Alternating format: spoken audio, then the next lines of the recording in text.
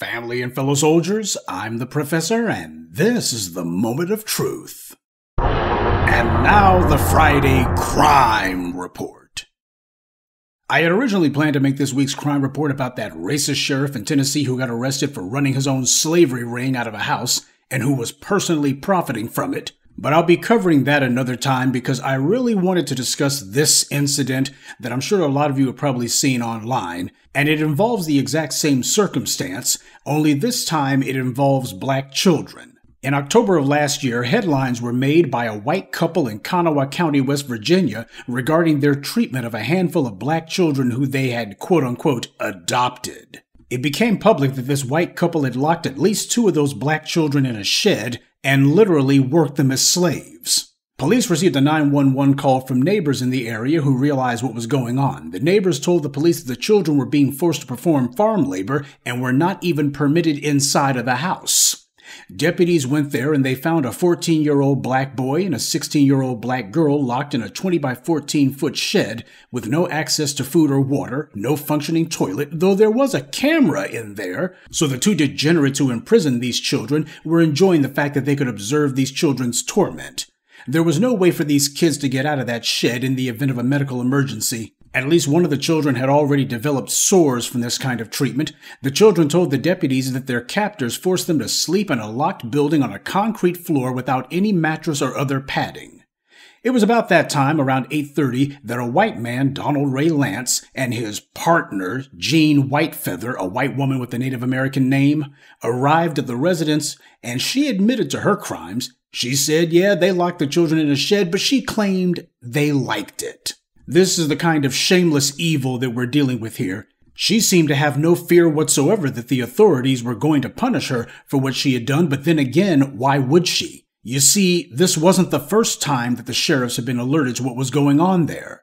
That's right. The Kanawha County Sheriff's Department admitted that they had already been visiting that residence on at least 2 prior occasions after they had received reports about the inhuman conditions that these black children were enduring. In both May and September of last year, they had gone out there and they knew about the torture that these children were being subjected to months before they actually did anything about it. But what they claimed was, well, they saw the children eating some food there, so they didn't think that there was anything to it. The reason that these 2 are back in the news again now is because last month a grand jury returned a 16-count indictment against both of them. They're now charged with 4 counts of human trafficking of a minor child, 4 counts of civil rights violations based on race, color, and/or ancestry, 4 counts of use of a minor child in forced labor, 3 counts of child neglect creating a substantial risk of serious bodily injury or death, and 1 count of falsifying an affidavit to be appointed an attorney.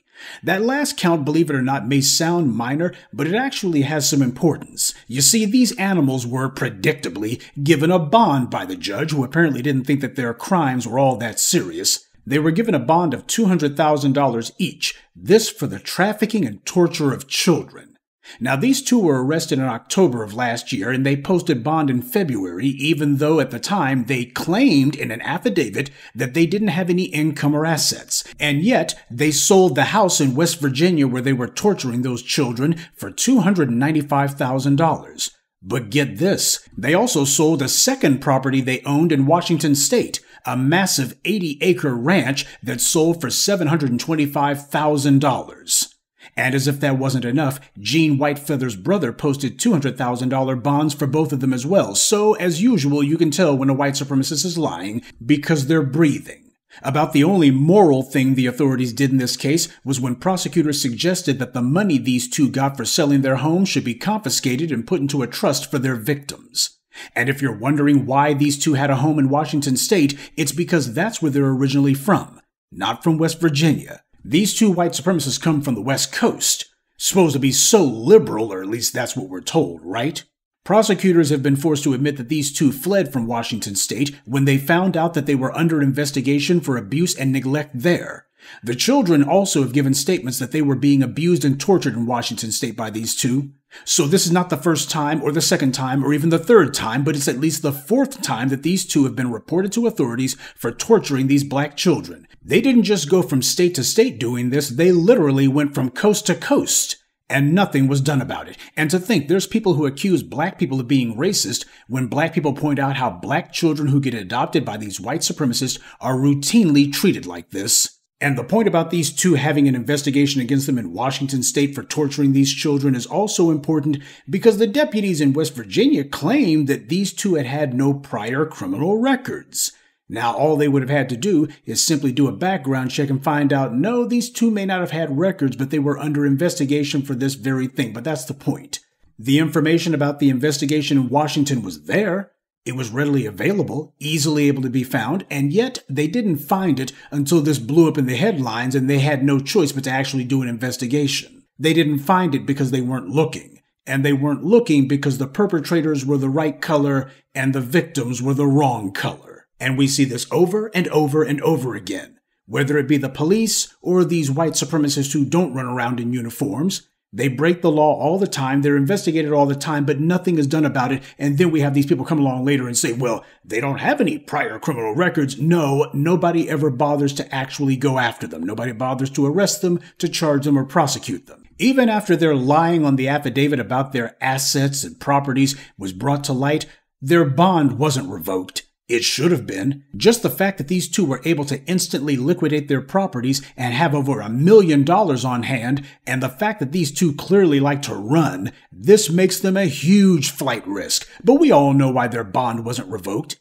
It's because they've got genetic immunity from law. What these two animals did to these children wasn't some unfortunate happenstance. This was their plan from the very beginning. This is the reason why they wanted to adopt black children in the first place. These two pieces of walking garbage knew that they could do this and get away with it because so many of these white supremacists who adopt black children abuse, violate, and routinely murder these black children, and the authorities know all about it but don't do anything about it. They protect these reprobates. The state act as active accomplices in these human rights violations. This is what these white supremacists do. They look for soft targets to go after for the sake of indulging their sick satanic nature. We'll continue with the moment of truth in just a moment, but first, a word from the official sponsor of Black Empowerment, Power Tools. There's no telling when something's going to come up, so make sure you carry your power tools at all times. You never know when you're going to need to bring the hammer down, or when you'll have some trash that needs to be blown away, or some obstacle that requires cutting down. Don't get caught empty-handed. Keep your hammer close by. Keep that leaf blower at the ready, and always carry your steel. Power tools, because no matter what your day job or side hustle may be, there's no excuse for not being ready to put in some work. We're not dealing with human beings, we're dealing with demons. And since the state is run by other white supremacists, they're readily being allowed to prey on black children. And there's tons of cases like this happening all over America, and this is a routine occurrence. This is not some fluke or some wild aberration. These white supremacists get paid by the state to adopt these black children, and then they abuse them nonstop. You have the case of Dante Hart and his siblings, who were literally being starved to death by a white supremacist lesbian couple, and Dante was so systematically starved that even though he was a teenager, his growth was stunted to the point where people thought that he was still a little kid. And then those racists forced Dante and his siblings to pose for photos hugging the police. But even that wasn't enough for these two degenerates, because after that they murdered Dante and his siblings by driving their car off a cliff. When you live in a psychopathically racist society, you get psychopathically racist behavior. It's encouraged and protected not just by the society, but by the state. So understand that letting these white supremacists get their hands on these black children is not some victimless crime. And it's also no coincidence that every time these kinds of animals are found out, the police invariably already knew about them well in advance, and the prosecutors never charge them with a hate crime, and the judges always offer them bail, assuming they're not released on their own recognizance. There are those who complain whenever we point out these cases. They try to say that we just don't like interracial adoptions, that we're the ones who are prejudiced somehow. When we point out these facts, that's not prejudice, that's pattern recognition. This is just another in an endless string of examples why black Americans are owed reparations, because the conditions of slavery never went away, not at the public level or even the private level. And the behavior of these sheriff's deputies illustrates that these conditions are not happening in spite of the authorities, it's happening because of them. Now, as we get closer to the election, I've noticed the shills and Biden bots are starting to try to sneakily stick their pinheads out of the sand. I keep getting idiots who post gibberish in my comment section saying, "Why are you telling people to sit at home on election day? That won't change anything." Listen up, stupid. I tell black people to stay at home unless someone is offering something specifically to benefit black people. And when I say specifically to benefit black people, that also includes if they're running on a platform to politically punish the Republicans for all their legislative attacks on black people. If they're running on a platform of doing things like that. Now, do you see anyone out there, whether it be Biden or Trump, who's doing any of those things? Do you see anyone at the state or even local level running on those platforms? If you do, then by all means, go ahead and vote for them. But I think we're all adult enough to admit you're going to have a hard time finding some of those candidates. Nothing that benefits black people and nothing that enforces consequences on the people who attack us is on the ballot. Now, why should black people be going to the polls then? What are these shills wanting black people to vote for? If I tell black people to go to the polls, which candidate has pledged, much less done anything that black people can actually support? We have these agents coming in here under sock puppet accounts, and they're telling you that withholding your vote until you get some political pledges is somehow a bad thing.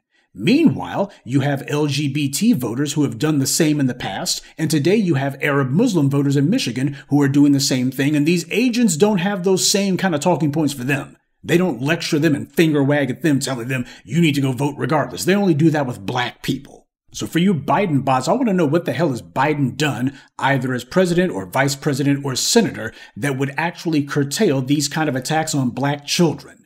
We demand reparations and an anti-black hate crime law, and neither Biden nor Trump is offering that. In fact, both of them go out of their way to not even mention it. And they're not alone. You don't see anybody else talking about it either, not in political circles. Certainly not the white right who claims to be so concerned about children. Yeah, just not black children. Even after this story broke last year, not one politician, even in West Virginia, has campaigned on a platform of promising to punish these modern-day slavers. No task forces are put together to go after the perpetrators. No legislation. Nothing. Meanwhile, these other groups, if someone so much as posts something online they don't like, we see Democrats and Republicans alike tripping over their shoelaces to be the first to organize laws and law enforcement to go after them. This story illustrates why we have to keep a close eye on both these white supremacists out of uniform as well as the ones with badges. Because if they're not directly enslaving black people like that Tennessee sheriff, then they're protecting and covering for those who do. Don't be bashful about calling out the reality of what's been happening to these black children who get adopted. The reason these atrocities go on for so long is because everybody knows about it, but everyone's waiting for someone else to speak up. People called the police on black children merely for walking down the street, as we saw with Elijah McClain and as we saw with Tamir Rice, and the cops immediately show up and gun those children down. But they see black children being tortured across at least 2 different states. People are calling them constantly about it, and all of a sudden the police are suddenly reluctant to go out to these areas. They don't see any reason to arrest anyone.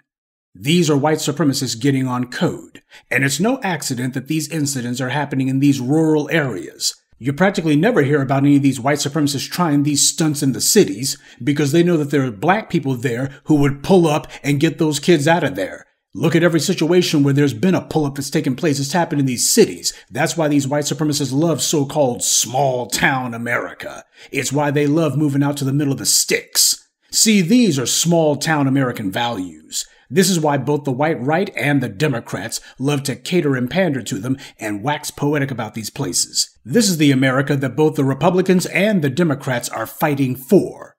But it's the America that we're fighting against.